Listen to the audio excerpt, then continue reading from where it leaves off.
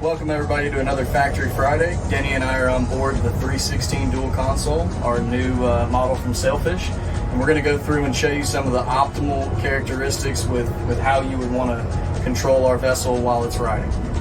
Here on the river, it's going to be a simulation of what you may get intercoastal waterway or in the bays on a very calm day, which I'd highly recommend you playing in that type of environment with less current, less wind, less chop, and get used to how the boat reacts to the positive trim on the motors and also a little bit on the tabs. This applies to all our VDS hulls from Gen 2 all the way to this latest one here.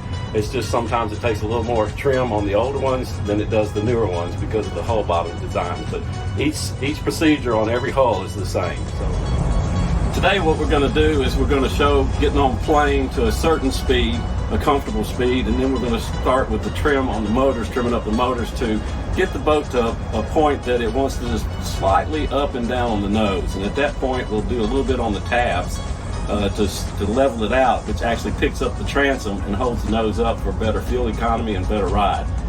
Some boats you don't have to use the tabs. A lot of our boats, the only time you would use the tab is offsetting lows to get the boat to run level.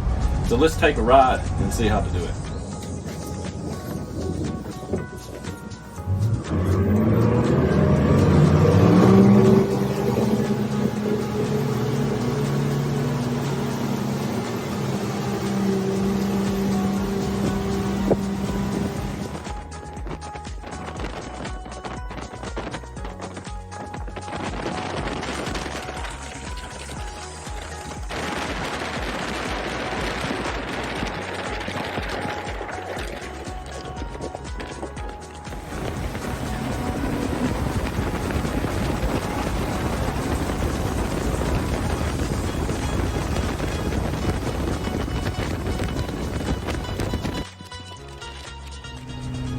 Also, if you noticed when I ran the boat with no positive trim on the outboard motors and was using the tabs, it was pushing the nose down in the water, making it almost uncontrollable wallowing around and making it difficult to steer, especially in turns.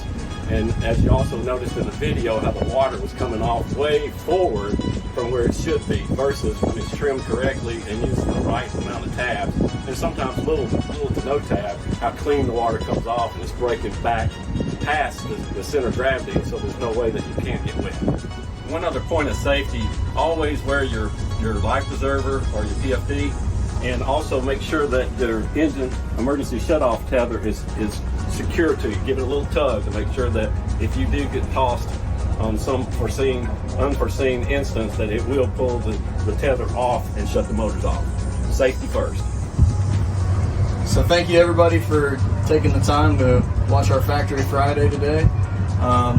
We hope you guys enjoyed this little brief overview of some of the things that help our hulls ride the way they're supposed to.